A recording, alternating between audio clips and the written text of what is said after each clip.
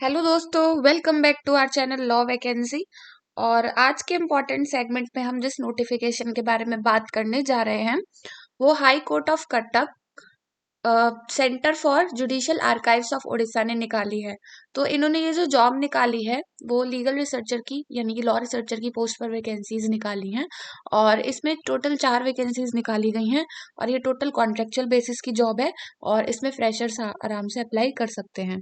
तो आज की वीडियो में हम इसी से रिलेटेड सारी बातों को जानेंगे, लेकिन उससे पहले मैं एक छोटा सा रिमाइंडर ये दे दूं कि अगर आप हमारे चैनल पर नए हैं और साथ ही में एक लॉ स्टूडेंट हैं, एक लॉ ग्रेजुएट हैं या एडवोकेट हैं या जुडिशरी एस्पिरेंट हैं, तो all over India legal field से रिलेटेड जितनी भी वैकेंसीज होती हैं उन सबका अपडेट हमारे चैनल पर डेली बेसिस पर दिया जाता है। इसीलिए आप हमारे चैनल को सब्सक्राइब कर दें एंड बेल आइकन को प्रेस कर दें ताकि डेली बेसिस पर जो भी नोटिफिकेशंस आए वो आपसे मिस ना हो। तो आइए स्टार्ट करते हैं कि इसमें क्या क्या दे रखा है। तो सबसे पहले आपका इसमें जो वैकेंसी है वो लॉ रिसर्चर की वैकेंसी है। और इसमें लॉ रिसर्चर की वैकेंसी जो है वो आपकी उसमें मैं आपको बता दूं कि 4 वैकेंसी निकली हुई है। 4 वैकेंसी में से 2 वैकेंसी तो उन लोगों के लिए है जो कि हिस्ट्री बैकग्राउंड से हैं और 2 वैकेंसीज उन लोगों के लिए जो कि लॉ बैकग्राउंड से हैं। तो लॉ रिसर्चर जो भी हैं, मतलब जो इसमें पोस्ट पर अप्लाई करेंगे, उन लोगों का एंगेजमेंट इनके साथ 2 साल का रहेगा। यानी कि सेंटर फॉर आर्काइव्स, ये जो है सेंटर है और उड़ीसा का जुडिशियल आर्काइव्स, इसमें आप इनके साथ 2 साल के लिए एज अ कॉन्ट्रेक्चुअल जॉब आप इसमें इनके साथ करेंगे। तो आपका इनके साथ जो कॉन्ट्रैक्ट रहेगा वो 2 साल का रहेगा। फिर उसके बाद दूसरी चीज इन्होंने क्लियर कर दिया कि इनके पास राइट है आपको कभी भी टर्मिनेट करने का। और फिर तीसरी चीज इन्होंने ये क्लियर कर दी है कि अगर आप खुद से जॉब छोड़ के जाना चाहते हैं तो आपको 1 महीने पहले का प्रायर नोटिस देना पड़ेगा, otherwise you will face penalty. और इसमें आपको कोई भी किसी भी तरीके की इसमें कंसेशन नहीं दिया जाएगा। फिर एज एंड नेशनलिटी की बात करें और आगे एलिजिबिलिटी क्राइटेरिया की बात करें, तो जो भी पर्सन इसमें अप्लाई करेंगे उनकी एज एज पर 1 जनवरी यानी कि 1 जनवरी 2025 के अकॉर्डिंग 45 साल से ज़्यादा यानी कि 45 ईयर से ज़्यादा नहीं होनी चाहिए। और दूसरी चीज़ इसमें बोली गई है कि जो भी पर्सन इसमें अप्लाई करेंगे वो सिटीजन ऑफ इंडिया यानी कि इंडियन सिटीजन होने चाहिए। अब आगे एलिजिबिलिटी कंडीशंस की बात करें तो इसमें मैंने आपको पहले ही बताया कि इसमें आपकी 4 पोस्ट निकली हुई हैं। 2 पोस्ट तो उन लोगों के लिए जो है लॉ बैकग्राउंड से और 2 पोस्ट उन लोगों के लिए हैं जो हिस्ट्री बैकग्राउंड से बिलोंग करते हैं। तो इसमें टोटल 4 पोस्ट है, तो 2 हिस्ट्री वालों के लिए, 2 लॉ वालों के लिए।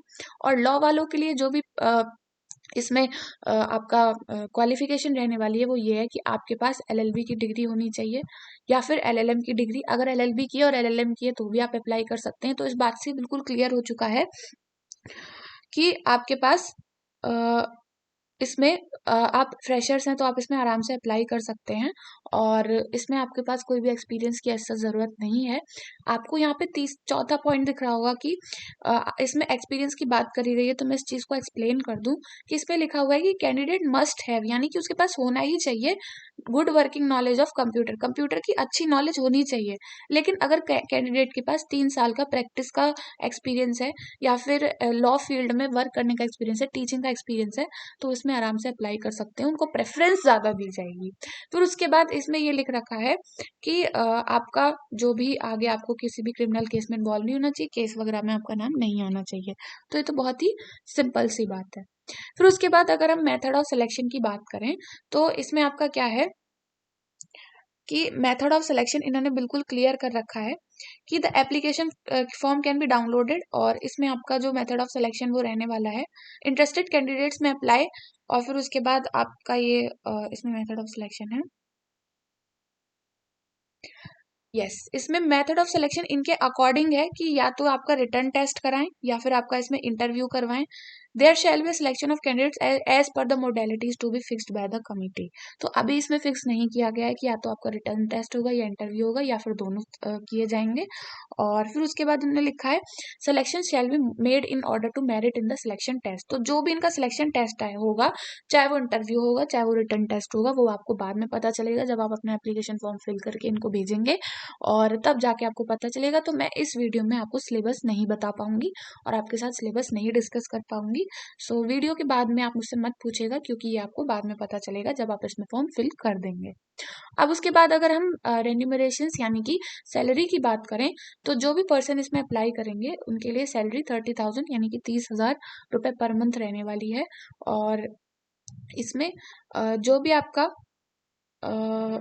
सैलरी अगर इसमें बढ़नी होगी या जो भी है, तो एज पर गवर्नमेंट रूल्स आपकी इसमें बढ़ाई जाएगी या घटाई जाएगी। फिर उसके बाद अटेंडेंस एंड लीव की बात करें, तो जो भी पर्सन इसमें अप्लाई करेंगे उनको जो लीव मिलेंगी वो एज पर कैलेंडर ईयर्स आपकी इसमें लीव प्रोवाइड करी जाएंगी। और उसके बाद जो आपके वर्किंग डेज रहेंगे वो आपके उन्हीं डेज में वर्क रहेंगे जो वर्किंग डेज नॉर्मल होते हैं, और जब आपको बुलाया जाएगा तब आपको जाना होगा। फिर उसके बाद ड्यूटीज एंड रिस्पॉन्सिबिलिटीज की बात करी जाए, तो जो भी पर्सन इसमें अप्लाई करेंगे उनको प्रोसेसिंग करनी है, डॉक्यूमेंटेशन करना है, और जो आर्काइव कलेक्शंस हैं वो करने हैं। आर्काइव का मतलब आपको पता है ना, कि जो जुडिशियल से रिलेटेड जो पुराने जजमेंट्स होते हैं, या फिर जो भी मतलब जुडिशरी से रिलेटेड जो भी जुडिशियल प्रोनाउंसमेंट्स होते हैं, जो पुरानी चीज़ें होती हैं, उनको आपको संभाल के रखना है।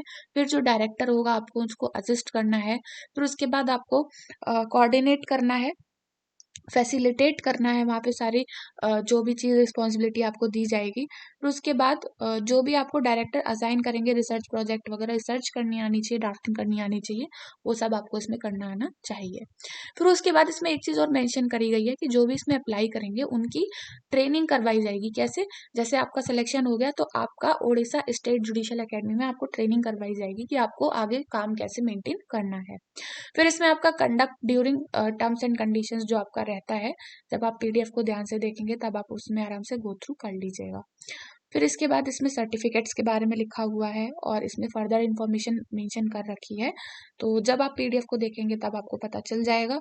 और अब इसमें हम जानते हैं कि आपका एप्लीकेशन मोड क्या रहने वाला है और आप इसमें अप्लाई कैसे कर सकते हैं। तो इसमें जो भी पर्सन अप्लाई करना चाहते हैं वो एप्लीकेशन फॉर्म अपना ऑफलाइन बेसिस पर भेजेंगे, जैसा कि कॉन्ट्रेक्चुअल बेसिस की जॉब में ज़्यादातर रहता है। तो इसमें आपका जो एप्लीकेशन फॉर्म फिल करके आपको भेजना है वो ऑफिस ऑफ रजिस्ट्रार, ये रहा इनका एड्रेस, आपको कंफ्यूज नहीं होना, office of registrar the high court Orissa Cuttack, यहाँ पे आपको अपना एप्लीकेशन फॉर्म फिल करके भेजना है। और इसमें अप्लाई करने की जो लास्ट डेट रहेगी वो 7 फरवरी 2025 है, और उसमें शाम 5 बजे तक आप अप्लाई कर सकते हो। और उसमें आपको जो भी आप एप्लीकेशन अपना भर के भेजेंगे, आपको एप्लीकेशन फॉर्मेट जो है वो इसमें इनकी ऑफिशियल वेबसाइट पे जाकर प्रिंट करवा लेना है, और उसमें अपना मोबाइल नंबर और ईमेल आईडी अच्छे से बता देना है, ताकि फर्दर जो भी इंफॉर्मेशन आपको भेजी जाए वो आपको थ्रू ईमेल आईडी आपको पता चल जाए। तो आप स्पीड पोस्ट से इसमें आराम से अपना एप्लीकेशन फॉर्म फिल करके भेज सकते हैं। और उसके बाद इसमें अगर एप्लीकेशन फॉर्मेट दे रखा है तो मैं आपको शो कर देती हूँ। ये एप्लीकेशन फॉर्मेट है आपका, ये रहा आपका एप्लीकेशन फॉर्मेट है, इसको आपको प्रिंट कराना है, इसको फिल करना है, और उसके बाद अपना जो इम्पोर्टेंट डॉक्यूमेंट्स हैं उसके साथ आपको इनके कंसर्न एड्रेस पे आपको सेंड कर देना है। तो यही थी फुल इन्फॉर्मेशन इस नोटिफिकेशन से रिलेटेड। और अगर आप इस नोटिफिकेशन को डिटेल से पढ़ना चाहते हैं, या फिर इससे रिलेटेड आपकी कोई भी क्वेरी है, तो आप हमारे टेलीग्राम चैनल पर जाकर क्वेरी पूछ सकते हैं और इस नोटिफिकेशन को वहाँ से पढ़ सकते हैं। हमारे टेलीग्राम चैनल का लिंक आपको वीडियो के डिस्क्रिप्शन बॉक्स में दे दिया जाएगा। और all over India legal field से रिलेटेड जितनी भी वैकेंसीज होती हैं उन सबको डेली बेसिस पर जानने के लिए आप हमारे चैनल को सब्सक्राइब कर दें एंड बेल आइकन को प्रेस कर दें, ताकि डेली बेसिस पर जो भी इंफॉर्मेशन आ रही हैं वो आपसे मिस ना हो। तो मिलते हैं नेक्स्ट वीडियो में नेक्स्ट नोटिफिकेशन के साथ। Thank you for watching.